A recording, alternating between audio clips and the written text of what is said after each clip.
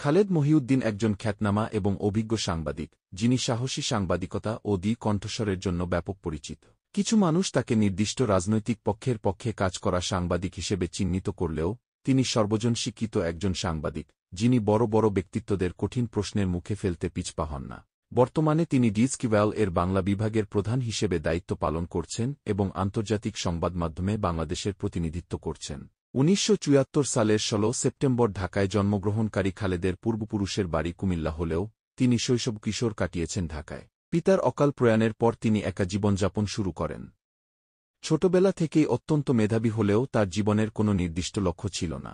অন্যান্য শিশুর মতো তিনি ডাক্তার বা ইঞ্জিনিয়ার হওয়ার স্বপ্ন দেখেননি, বরং সাংবাদিকতাকেই নিজের জীবনের ভালোবাসা হিসেবে বেছে নেন।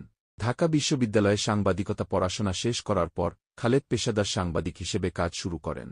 তিনি দেশের শীর্ষস্থানীয় প্রিন্ট ও ইলেকট্রনিক মিডিয়াতে কাজ করে ব্যাপক অভিজ্ঞতা অর্জন করেন। প্রথম আলোতে চিফ নিউজ রিপোর্টার হিসেবে তার কর্মজীবন আরও শক্তিশালী হয়ে ওঠে।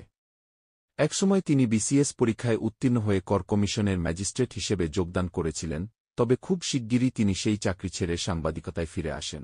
ইলেকট্রনিক মিডিয়াতে কাজ করার সময়, বিশেষ করে ইন্ডিপেন্ডেন্ট টেলিভিশনের আজকের বাংলাদেশ টকশোটি পরিচালনা করে তিনি ব্যাপক জনপ্রিয়তা অর্জন করেন। তার সঞ্চালনায় টকশোটি দর্শকদের মধ্যে অনেক প্রশংসিত হয় এবং তার সাহসী ও প্রাসঙ্গিক প্রশ্ন তোলার দক্ষতা বিশেষভাবে প্রশংসিত হয়। ৭ বছর টেলিভিশনে কাজ করার পর তিনি ইন্ডিপেন্ডেন্ট টেলিভিশন ছেড়ে দেন এবং নতুন দিগন্তের দিকে পা বাড়ান। খালেদ মহিউদ্দিন শুধুমাত্র সাংবাদিকতা পেশায় সীমাবদ্ধ নন, তিনি ২০০৮ থেকে ২০০৯ অর্থবছরে বিশ্ব ব্যাংকের পরামর্শক হিসেবেও কাজ করেছেন। পাশাপাশি তিনি জাহাঙ্গীরনগর বিশ্ববিদ্যালয়সহ বিভিন্ন শিক্ষা প্রতিষ্ঠানে খণ্ডকালীন শিক্ষকতাও করেছেন। তার লেখা দুটি বই, যোগাযোগের ধারণা কে এবং কি যোগাযোগের তথ্য ও বিশ্বস্ত ও জনপ্রিয় হয়ে উঠেছে।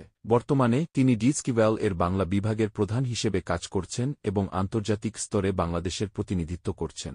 খালেদ মহিউদ্দিন সাংবাদিকতা জগতে একজন সাহসী, বিচক্ষণ এবং শ্রদ্ধেয় ব্যক্তি হিসেবে বিশেষ পরিচিতি লাভ করেছেন।